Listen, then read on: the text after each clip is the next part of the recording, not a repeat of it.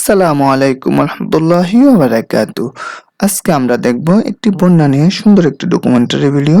আশা করি ভালো লাগবে আপনাদের কাছে।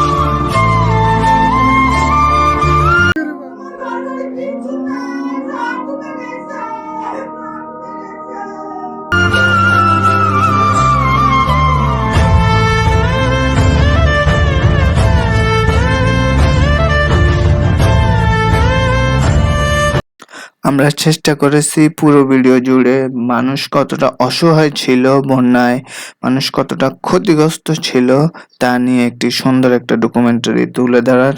আশা করি আপনাদের কাছে ভালো লেগেছে। আসসালামু আলাইকুম রহমতুল্লাহি ওয়া বারাকাতুহু।